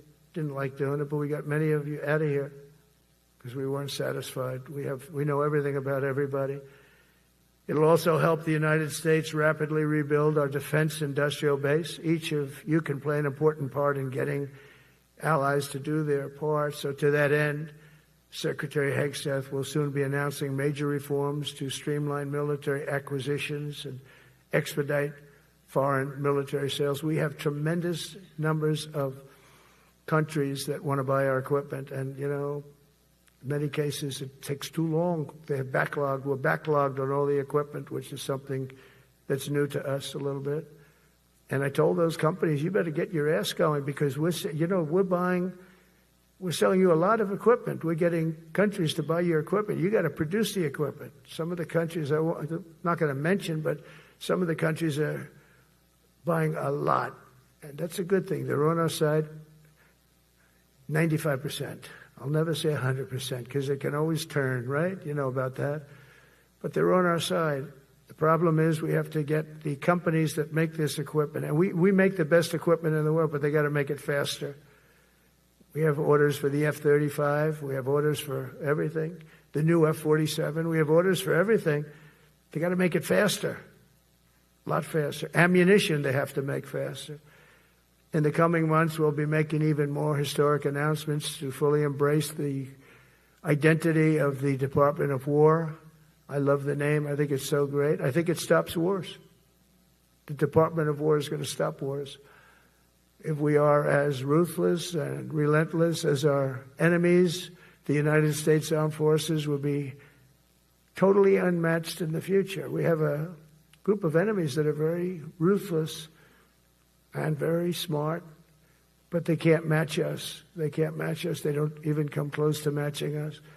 Again, you know, it's very important for me to say we are the greatest military in the world, but we make the best equipment in the world.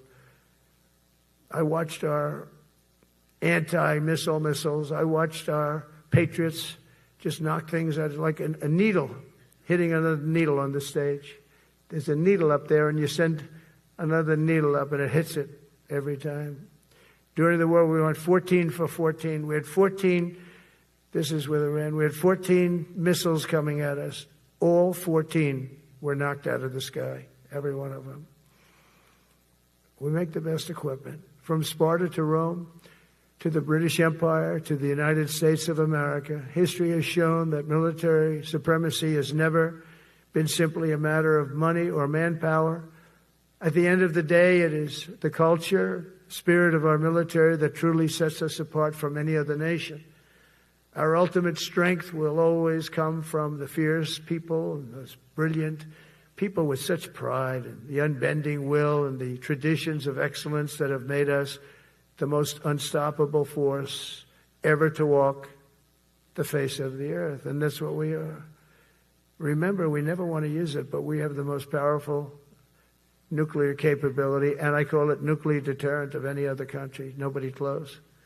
The men and women in this room inherit the legacy built and won by Washington and Jackson, Grant and Pershing, Eisenhower and Patton, Nimitz and LeMay. We carry forward the majestic military heritage passed down from father to son, soldier to soldier, and one generation of warriors to the next. You are warriors, you know that, right? You're great warriors, or you wouldn't be in this room. You're the best of the best. From Concord Bridge to Fort McHenry, from Gettysburg to Manila Bay, from Normandy to Sicily, and from the jungles of Vietnam to the dusty streets of Baghdad, America's military has charged into hellfire, climbed up jagged mountains, crossed roaring oceans, and thundered across open deserts to defend our flag, our freedom, and our homeland. Nobody does it like you. Now we are discovering American muscle, reasserting American might, and beginning the next story chapter in American military legends and lore. That's L-O-R-E. It is lore. When it comes to defending our way of life, nothing will slow us. No enemy will stop us. They cannot stop us. And no adversary will stand in our way. They won't stand in our way. We don't want them to stand in our way. We don't want to even put them in that position, but they're not going to stand in our way ever again. You'll never see 4 years like we had with Biden and that group of incompetent people that ran this country that should have never been there. Because we are the United States military, the best, the boldest, the bravest that the world has ever seen, that the world has ever known. With leaders like we have right here in this beautiful room today, we will vanquish every danger and crush every threat to our freedom in every generation to come. Because we will fight, fight, fight, and we will win, win, win. I want to just thank you once again, and God bless the United States military, and God bless America. God bless you all. Thank you very much. Thank you.